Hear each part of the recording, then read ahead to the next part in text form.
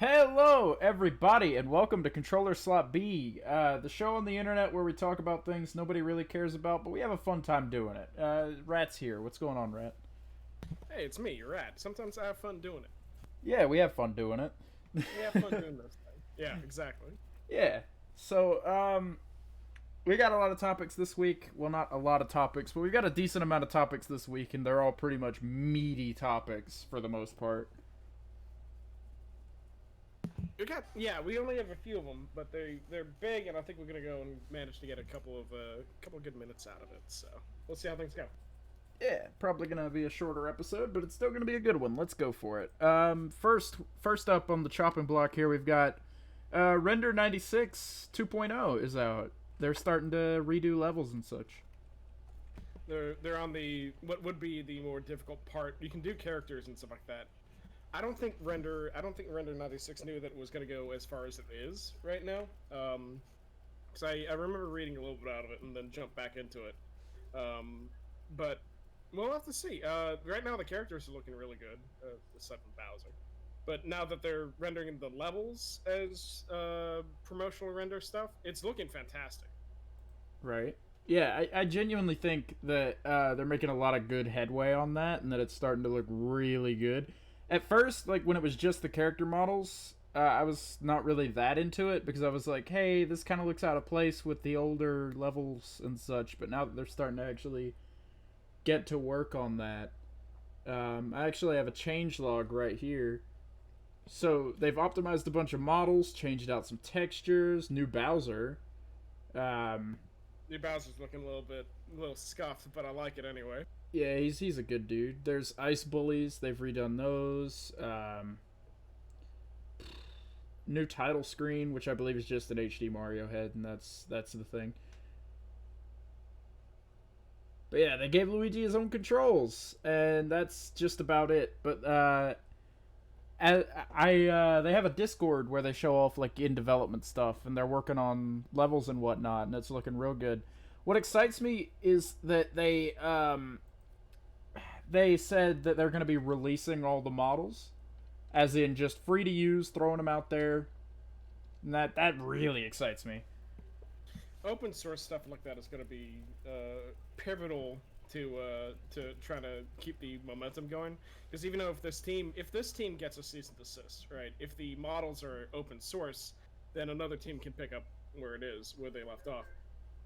I've got a good feeling, right, that this project's going to last for a while because I don't think it's really infringing on anything, right?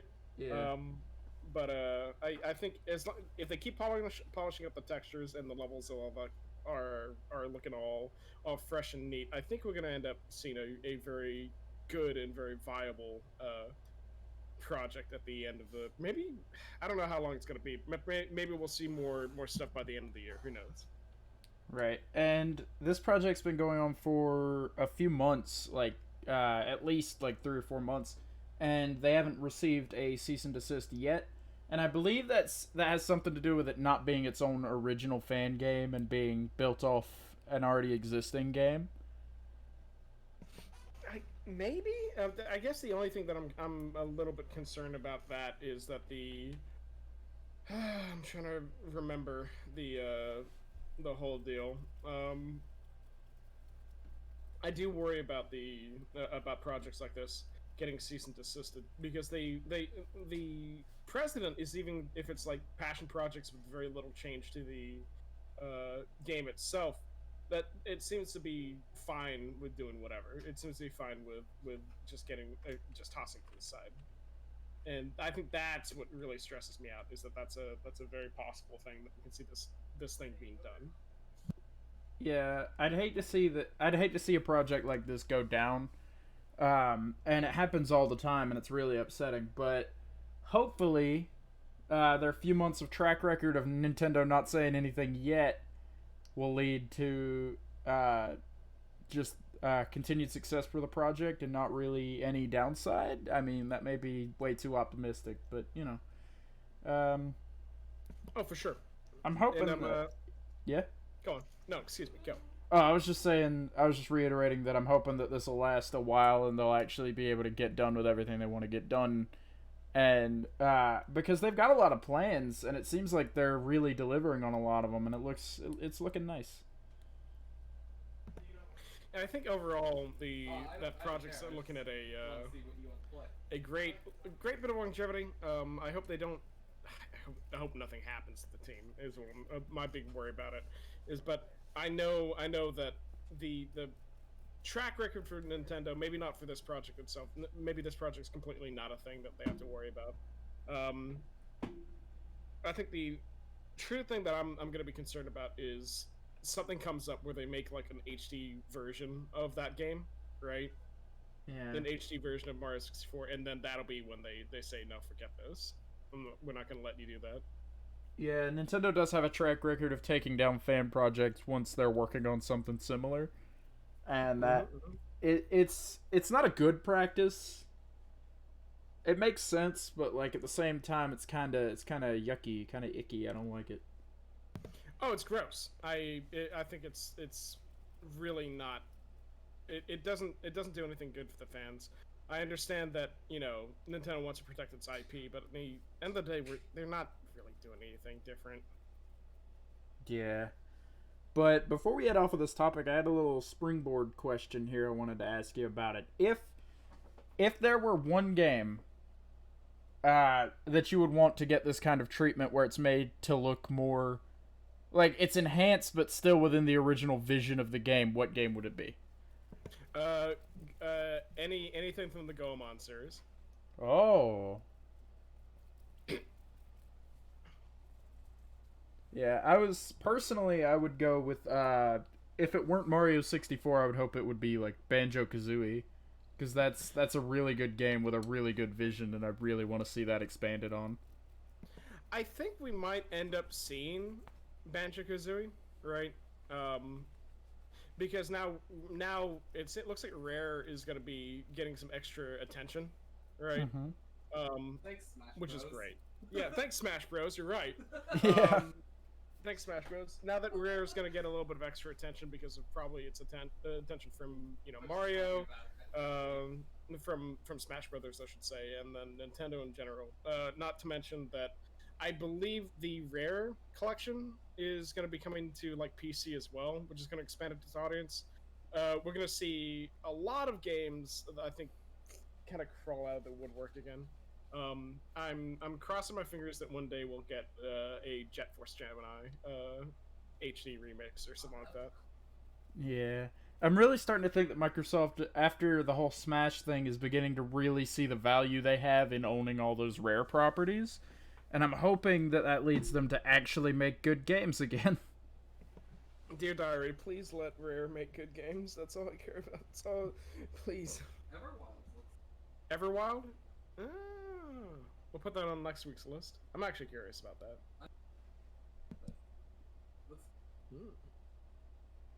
But yeah, that's that, I guess. Render 96, they're doing things. It's cool. Next up, let's shift into like a smaller topic from this week. It's one that I found out about after I wrote the topics list, and I wanted to get it out of the way before I forgot about it. Have you seen this recent hoax of TF2 getting a Netflix series? The guy who made the poster for it is outstanding. Yeah. That's the funniest thing I've seen all week. That it even actually got to hoax status. But like this is from it's Twitter though, so it's like, well, anything can receive hoax status if given enough chance and enough time and effort. And to be honest, whatever. I was not paying attention to that at all, but I think it's mainly because like this is the same website that convinced Snopes to have to debunk the fact that Joe Biden does not in fact bury dogs at his rallies. So. Oh wow, but I'm sorry to break your heart. Dang. I know you're excited for Joe Biden's psychic warriors. But, yeah, his psionic warriors. We need them. Hey, psionic warriors, bury this boo boo bear. Yeah, that's easily the funniest image to come out of this election cycle. It actually was really funny. It's actually really funny. Yeah, but and it's hard to say how much. It's actually funny as hell. So yeah, I agree. Yeah. After a few years ago, or not a few years ago, but like around the time where TF2 was coming out, there was gonna be an Adult Swim series for it, and I feel robbed that we never got the SFM TF2 series. I'm There's so enough upset. there's enough personality in TF2 for it to be a series, right? Um, but the IP is old. But then I guess it doesn't matter, right? Either, like yeah, sure, the IP is old, but it doesn't matter, right? Because the IP is could be 1,000 years old for all it matters. But the writing for the characters are outstanding. I think the thing that's gonna go ahead and put any nail in the coffin for that excuse me. The only nail in the coffin for that entire game is going to be no for the entire like series is they can't replace the. There's no way that anyone's going to be able to replace the voice actor for Soldier. Right, Let it yeah. not sound wrong.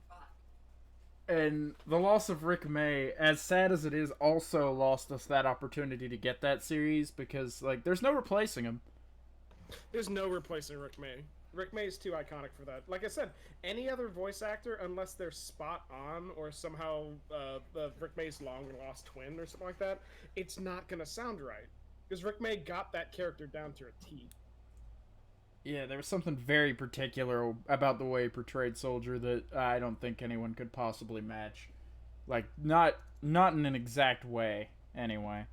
It's tough. It's tough as hell to even consider like changing that up.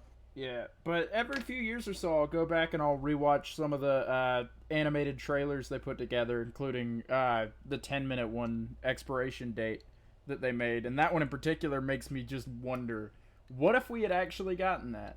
I genuinely wanted to see that so bad. Question. I've been teleporting bread for. I've been teleporting bread. That's not a question, soldier. Yeah. It's that's up there in like my top 20 at least, top 20 animated things on YouTube. Like that is it's up there. It's funny. Yeah. And the artists of TF2 nailed the characters and nailed the scenario. I think really good. It was a fantastic trailer. TF2 didn't need a trailer, but it got a trailer. Yeah, it got a bunch of them. I think those trailers basically served as a hey, here's a reminder. Hey, do you remember TF2? And the answer is yeah. Yeah, everybody remembers TF2. Moving on though to the company that made TF2, Valve, and more importantly, Gabe Newell. He's in New Zealand. He's been in New Zealand for a few months. Yeah, I mean, land of the halflings and hobbits and such like that. Yeah. Yeah, he's been riding it out over there. I'm glad he's doing well. Yeah. It's crazy how fast they recovered. It's a shame that no one else is doing it. Yeah, it's crazy how quick New Zealand was to just bounce back almost from that. They're just like, oh, okay, yeah, we quarantined for 2 weeks and everything's all kosher. All right. Yeah, everything's cool now. But what is Gabe Newell doing over there? He's gained a new obsession with like brain computer interfacing. I don't know how, it's been a few years that he's had this, but now he's actually starting to act on it. And are you ready for Gabe Newell's MMI? I am. I totally Man-machine am. interface, perfected by Steam. Yeah, I can't wait to shove a Steam link in my ear and make it part of my brain. Can't wait. I'm ready for a Steam Link to be a part of my frontal lobe right now. Yeah. I want Gabe Newell to get in there and fucking take a crowbar to me. It'll be okay. Anything that just looks like vaguely like a crowbar, it'll be good. It's funny shit. If Valve makes a chip though that like sticks to your like gets in your head, they have to put an actual. They got to make you into the fucking Valve guy. They got to put like an actual valve on your fucking head. Yeah, that. Oh my god, that is though. They gotta. That would be such a missed opportunity to no. not have that. I can't believe it. I can't even begin to wrap my mind over that concept. Jesus Christ. Honestly, I hear people talk about brain machine interfacing like it's a bad thing, like it's spooky. It is kind of spooky. I see where they're coming a little from. bit spooky, yeah. But if done right, this could be the future. Like, screw virtual reality. I could just like jack in. There I am. I ready to jack into the Matrix. I mean, I guess. Yeah, I mean, I could. Yeah, if you insist. Yeah, let me put this USB-C cable in my ear. There we go. Finally, USB that doesn't suck. USB-C is the best USB format, and I will not be faulted on this. No, you're right. I haven't seen a single thing wrong with the USB-Cs. Yeah, the best part about it to me, they're reversible. You can put them in either way. No more fiddling with the cable for 10 minutes. God. It really screws it up. A lot of other plugs just really fuck things up for me. But it's whatever. You live. Yeah. But anyway, yeah. So Gabe Newell is gonna give us the brain goop. Yeah, he's gonna make your brain capable of talking to machines and vice versa, and that's Finally. gonna be cool. I've been waiting. I've been ready. Like I mentioned this before the show, but I might not let Elon Musk do it, but I'll definitely let Gabe Newell put something in my brain. Gabe Newell is welcome to interface with my dumb brain anytime he fucking wants. Yeah, absolutely. Send the Valve ninjas to my house, kidnap me, put a chip in my head. Put that Valve up in that. Yeah. Yeah. Put Valve up in that. I want Steam games in my head. Yeah.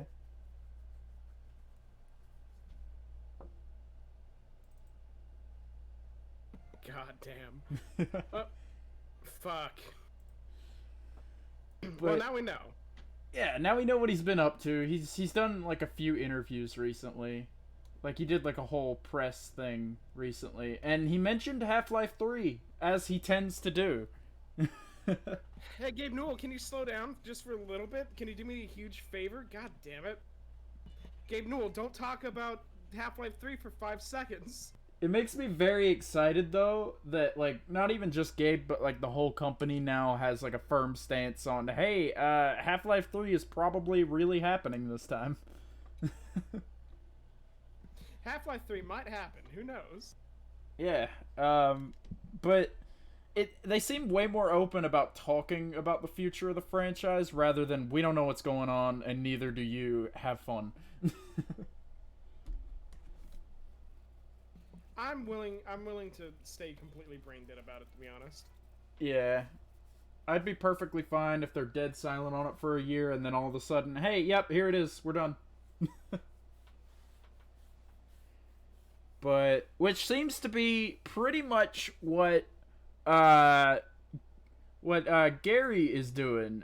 Gary Newman, last name man thing? Yeah. Newman, I think, is right. I get it wrong every fucking time. But... What? Wait, Newell? It's Newell. It's not Newman. No, Gary. Not Gabe. Oh, okay. I was trying to shift over to Sandbox. So, with, like... he's working on Gmod 2, and he's been working on Gmod 2 since, like, 2018. But back then, we didn't have Source 2, so he was kind of just doing it with, like... Unreal Engine 4 is what they were building it in.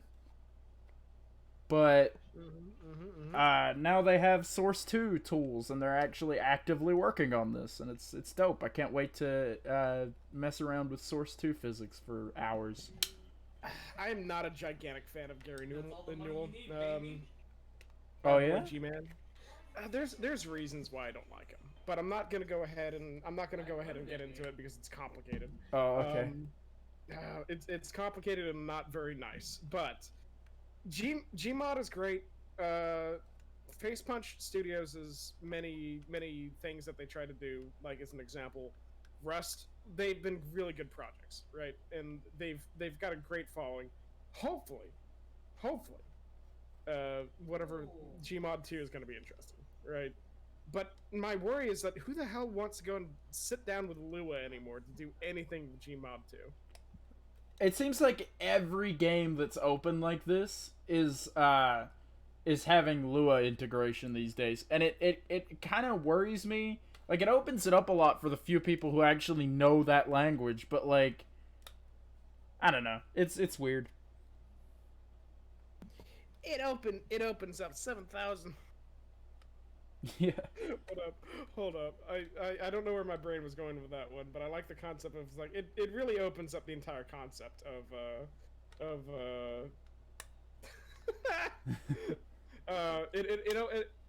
the entire concept of opening up this trash can, right?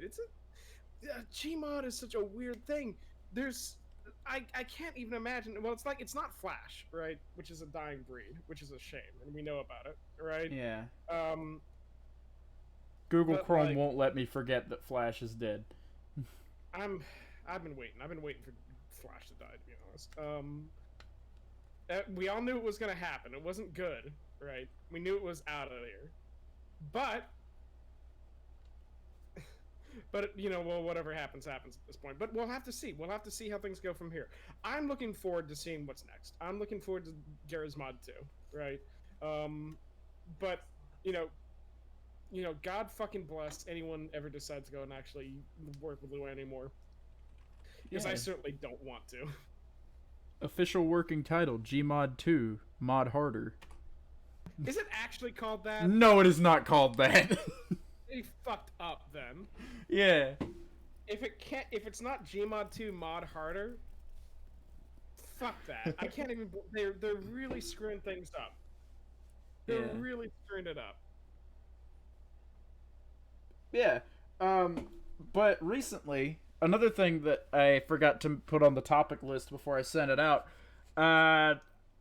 So the other day, I posted a clip of me playing Minecraft VR with Loogie the other day. And yeah, that was a trip. Yeah, it was a small clip. And then one of my friends on Twitter is like, "Hey, you've got VR?" And I'm like, "Yeah, I got VR." And they're like, "Hey, you should try this game with me." And I tried it, and it's a good game. I spent like half an hour with it today, and like 2 or 3 hours with it last night.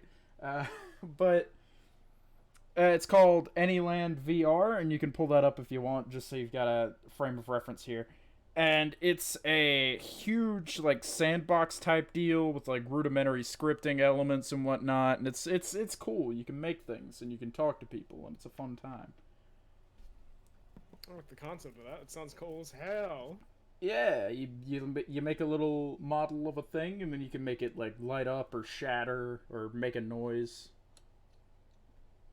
You know, just general stuff. I don't know. There's a lot of. It's very open ended, and I've been fooling around with it.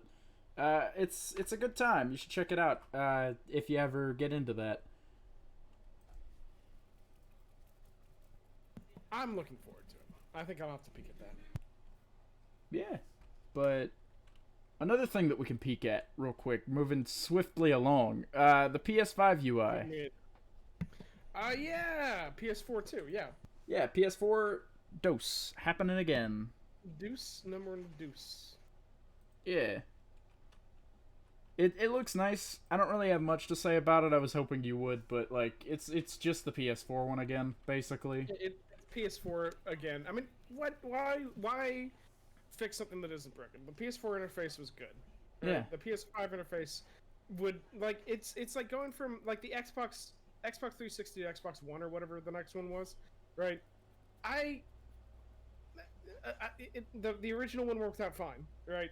It was good, and then they made that huge blade adjustment, which like fucked everything up. It fucked me up too. Like I hated the blade update when it came out. But well, it looks good. It looks like the PS4, and that's all we need. Yeah, I'm hoping with the Xbox One X that's coming out, or no, Xbox Series X that's coming out. Jesus, I can't even keep it straight in my head. But I'm hoping with that they realize, hey, we don't need squares all over the damn screen that have everything on them. Just make a menu, Microsoft. Be normal for 5 seconds, please. I beg of you. Microsoft, just fucking pump the brakes, man. Come on, slow down, man. I can't do this anymore. Yeah. It feels like the Xbox One UI feels like it was meant to be navigated with a mouse and keyboard, and you're given a controller. God. And even then, it doesn't seem like it'd be a good match. It's not a good match. Like everyone complained about Windows 10 when it came out, but like go ahead and enjoy the Xbox One. Yeah. Go ahead and eat that. It's dumb. Enjoy that, you idiot. Yeah, I will say though, Windows 10 is really good. I like the way Windows 10 did it. A lot of people complain about Windows 10. A huge portion of the people in my friend's circle hate Windows 10. But, you know, it's fine. I can accept it. A few years ago, I ended up upgrading to Windows 10 because I was like, no, Windows 7 is the future, damn it. I'm stuck here. And it was less because Windows 10 was a pain and more because I didn't want to bother learning the new stuff for Windows 10. But after, it gets better. It gets better after a while. It's good. I like it.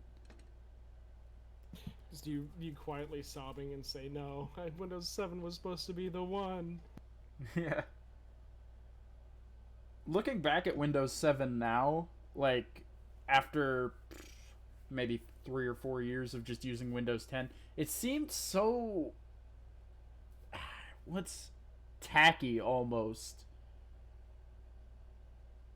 Like, I much prefer the frosted effect that Windows 10 has for menus over the straight, clear, see-through with, like, a glass texture over it. That is true, and the thing is, you can always go back to other versions of the UI in case you wanted to go ahead and switch over to something else, something that quite catch your attention.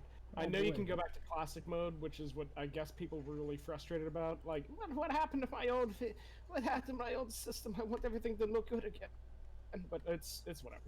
Yeah, I'm surprised that Windows has kept up with the classic mode theme of just making it look like Windows 95 again for every OS after. It should always look like it always should look like Windows 95. If your computer doesn't look like Windows 95, what the hell are you doing? If your computer does not look like Windows 95, what are you even considering? How do you even how do you go to sleep at night, you nerd? Yeah, what's wrong with you? It's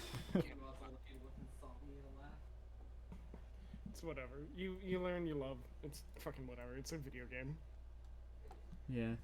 Alright, now on to a topic I am very, very iffy on, and it makes me kind of sad to say I like this company sometimes. So, Joy-Con drift is a real problem that happens over the course of like a year of having a controller, which when you buy like an $80 controller, you don't want to have to replace it every year.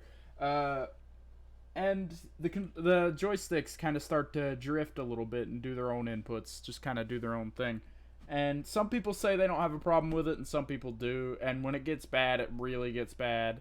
And they fixed it on, like, the newest models, I believe. But 90% of the Joy-Cons out there will still do it. That would be the problem, isn't it? Yeah, and then Nintendo still says, hey, it's not a real issue. Nobody really has this. It's made up. It's a myth. It's not a problem. I mean, I don't... It's because I don't actually do anything about it, right? Like, I don't have a Switch... I don't have much of an opinion on it, right? But I can understand why this is, like, a huge frustration for a lot of people at the moment. But, like, controller drift has always been a thing, right? Like, yeah. We didn't complain about it with the loose... We never complained about the loose controllers back in the N64 days, where, like, the analog stick would go and get all wibbly, right? Yeah. To the point where it makes some games completely a thing. I guess it's like, well, what do we do about Joy-Con drift? Or like the problem with the DS screens, where eventually that like you just get dead spots on your DS screen and no amount of calibration to do it. I don't know. I think it's because the Switch was controversial as in itself, right? That we're finally looking at it. But who knows? Like, maybe if they lowered the cost of the Joy-Con, that would be less of a problem. They're like $60 right now. Yeah. They've gone down in price significantly since launch. I really think the issue lies in the Switch Lite, which uses the same joysticks, so whenever your controllers start drifting, you can't just pop them off and send them in. You gotta send the whole console in. Which is kind of dumb. Yeah, like the whole thing. You just gotta put it in a box and ship it to Nintendo. They do offer a free service to fix it. Like, you just go on the website, put in your serial number for your Switch to make sure you're not a liar, not a nasty, filthy liar, and then you send in your Joy-Cons and they'll fix them for free and send them back to you. But I don't know, the balls, the absolute gall you have to sit in a courtroom and just like be accused of a thing and go, no, murder doesn't happen. That's not a real thing that happens. What are you talking about? It's a myth. What are you talking about, kid? I don't know what you're talking about. I haven't seen this shit for years. Yeah, that's not a real thing that happens. It's a myth. Your Honor, I can't be convicted of this crime because it does not exist. Put yourself back out of here. I can't even look at you anymore, kid. Yeah, exactly. But that is, I don't know. It frustrates me that they kind of just ignore it for the most part and sweep it under the rug as if it's not a huge problem. But it's a glaring issue with the console, in my opinion. I can see that. Like, it's just a bit of a hardware flaw, and it's annoying. But, yeah. So that's the topic list for this week. You got anything else, Rhett, while we're sticking around here? I'm honestly just gonna we would tread old water at this point. I think next week I do want to go and talk about Cyberpunk 2077 coming out. Oh yeah, I want to talk about that again. And then the jury is still out on the new Amnesia entry that came out on the 20th. Oh really? Yeah, have you heard of that? The new Amnesia Rebirth, right? They're trying to make the UI less intrusive with it, and they say it's terrifying. It's a, like, what was it? A Machine for Pigs was not a good entry to the game, right? Right. It was considered not a good game, right? Mm-hmm. Which, whatever happens, happens. It wasn't considered to be a good game. It wasn't a fun thing to do, right? However, right, what people were interested in, right, was the I'm trying to think here. One of the things that I'm trying to remember is that the real problem with the game, right, was that it tread old water and it didn't do anything different. But Amnesia Rebirth, I think, is going to be a good thing. We'll have to see how things go. There's been a few initial reviews that said it was really good, so give it about a week. Maybe we'll know more. Yeah, sounds like a plan. That's usually how it is with new releases where like a franchise is kind of rocky. This happens with Sonic every time a new Sonic game is out. People are like, it's good, question mark? Like, nobody can really form an opinion on it like right away. And it's kind of rough. I don't know. But it's cool that spooky games are coming out in the spooky month. And then Cyberpunk games are coming out in the turkey month.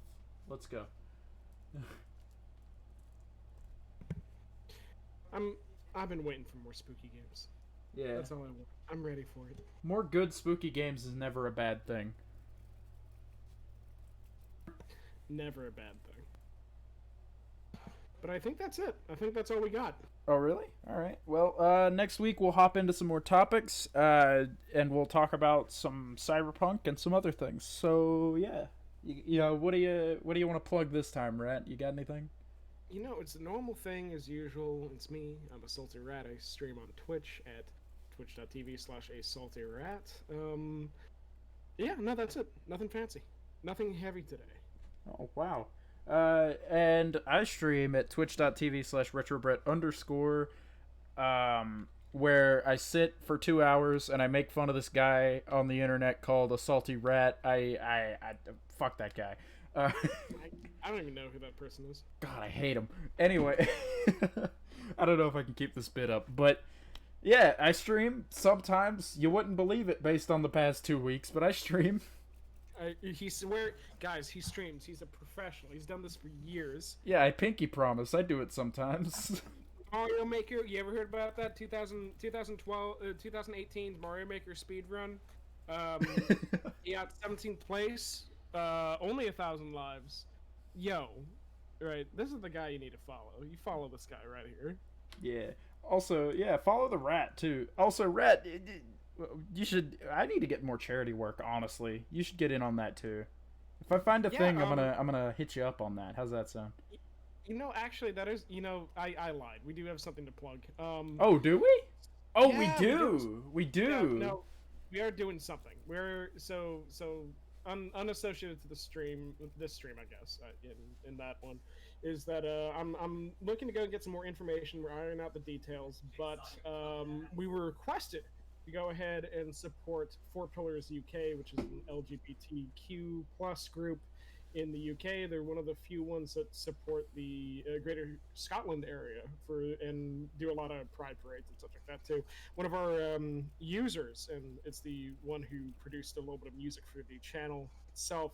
Went ahead and requested that we do something for them. So as soon as we find a little bit more information about it, we'll have a better answer about that. But I think that's what we're going to be focusing on this year. Yeah, and that's it. I'm really glad you remembered to plug that, because I saw your post about it and I'm like, I'm gonna ask him to plug that on the podcast, but I completely forgot between now and then. As soon as you said charity, I'm like, oh, we do have a charity. I care about that. Oh shit, it's the thing I care about. Hold on. Alright, but yeah, this has been Controller Slot B for this week. Donate to a charity, watch a live stream, enjoy more podcast episodes. We'll see you the next time. Yeah, consume the podcast.